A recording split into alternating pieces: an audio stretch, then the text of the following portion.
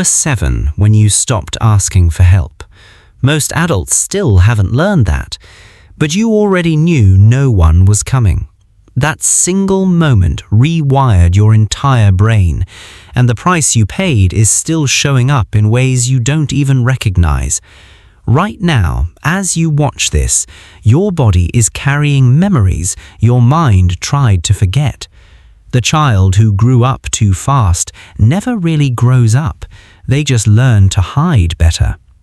There's something strange about people who raised themselves. They seem more mature than everyone around them. They handle crisis like it's a normal Tuesday. But look closer and you'll see something else. A kind of exhaustion that sleep can't fix. A distance in their eyes even when they're smiling. This isn't about being responsible early. This is about survival becoming personality. When a child is forced to grow up too fast, something breaks in the development timeline. The brain doesn't get to finish building the parts it needs. It rushes to create armor instead. Think of it like constructing a house during a storm. You focus on walls and a roof, but you skip the foundation. Years later, everything looks fine from outside, but inside, cracks run deep. The first thing that happens is hypervigilance becomes normal. Your brain learned that safety requires constant monitoring. Every sound meant something. Every mood shift in adults around you was a signal to decode. So you became a student of faces and tones. You learned to read rooms before you entered them. Even now, you can sense tension others miss completely. This feels like a gift sometimes, but it's actually your nervous system that never learned to rest. You scan for danger even when there is none. Your body stays ready for threats that aren't coming. This is why crowded places drain you so fast, why you need so much time alone to recharge. It's not introversion, it's your system trying to finally power down, but it forgot how. Then there's the reverse relationship pattern. You became the parent when you were supposed to be the child. You managed emotions that weren't yours to carry. You made yourself small so others could stay big. This taught you that your worth comes from what you provide, not from who you are. So even now, you struggle to receive without giving back immediately. Gifts make you uncomfortable. Help feels like debt. Because love in your earliest memories came with conditions. You learned that being needed is safer than being wanted. Needed means you're useful. Wanted means you could be rejected. So you build your entire identity around solving problems for others. And when there's no crisis to manage, you don't know who to be. Many people who grew up too fast also develop an intense fear of being a burden. You would rather suffer in silence than ask for support, because asking means admitting you can't handle it, and not handling it means you failed. This logic made sense when you were young. No one was coming to help anyway, but now it keeps you isolated.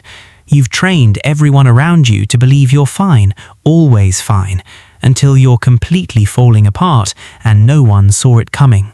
The truth is, you became so good at hiding pain that you started hiding it from yourself too.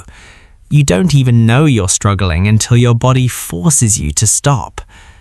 Another deep pattern is emotional numbness around your own needs. You can feel everything for other people. Their pain is clear and immediate. But when it comes to your own feelings, there's just fog. You know something is wrong, but you can't name it, can't locate it. This happens because emotional awareness develops through safe reflection. A child needs space to feel and then process those feelings with a caring adult. You didn't get that space.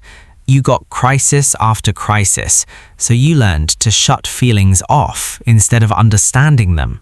Now, you operate on autopilot until something big breaks through, and when it does, it usually comes out sideways. anger when you're actually sad, silence when you're actually terrified. There's also a strange relationship with control. You hold tight to anything you can manage, your schedule, your environment, your routines, because chaos raised you and you swore you'd never live like that again. But this need for control exhausts you. It also makes real intimacy nearly impossible, because intimacy requires vulnerability, and vulnerability requires letting someone else in without a script. You can't control how they'll react, so you keep them at arm's length, close enough to not be alone, far enough to stay safe. Then there's guilt around rest. You feel guilty when you're not productive, like relaxation is something you haven't earned yet. This comes from survival mode being your baseline. When you're in survival, rest equals danger. Stopping means something bad could happen, so you stay busy. You stay useful, you stay moving, even when your body is begging you to stop. And when you finally do rest, you feel anxious instead of peaceful, like you're forgetting something important. People who grew up too fast also carry a deep distrust of stability. Good things feel temporary. Waiting for the other shoe to drop becomes your default state. Because in your early years, good moments didn't last. Safety was always interrupted. So your brain learned that peace is just the pause before the next disaster. This makes it almost impossible to enjoy the present. You're always bracing, always preparing, even when life is actually okay right now. Your nervous system doesn't believe it. Another painful piece is the loss of playfulness.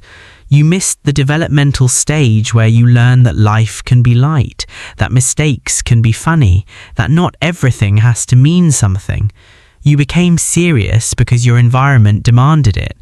Now you struggle to be silly, to laugh without purpose, to do things just because they're fun. It feels foreign, sometimes even uncomfortable, because play wasn't safe where you came from. There's also a strange perfectionism that follows people who grew up too fast. You hold yourself to standards that are impossible, because mistakes when you were young had real consequences. A forgotten task could mean someone got hurt. A wrong move could mean chaos. So you learned to be flawless. And now you're an adult still operating like one mistake will end everything. This perfectionism looks like high standards, but it's actually fear wearing a productive mask. One of the most subtle patterns is difficulty celebrating yourself. You downplay your wins. You move the goalpost the moment you achieve something, because you learnt early that your accomplishments were either ignored or expected. There was no celebration, just the next thing you needed to do. So now, even when you succeed, it doesn't feel like enough. You don't let yourself feel proud. You just find the next mountain to climb, and the cycle continues. Many also experience a deep loneliness that other people don't understand. You can be surrounded by loved ones and still feel completely alone, because the part of you that needed connection gave up waiting a long time ago. That child decided it was safer to need no one, and even though you're grown now, that decision still runs in the background. You want closeness, but you've also built walls so high that no one can really reach you, and you don't know how to take them down without feeling like you'll collapse. The biggest revelation is this. Growing up too fast doesn't make you stronger, it makes you tired. The maturity people praise you for isn't wisdom, it's a coping mechanism that became your identity. And the saddest part is, you're still that child inside, still waiting for someone to say it's okay to stop now, that you don't have to manage everything anymore, that you're allowed to fall apart and someone will catch you, but you never gave yourself that permission, because no one ever gave it to you.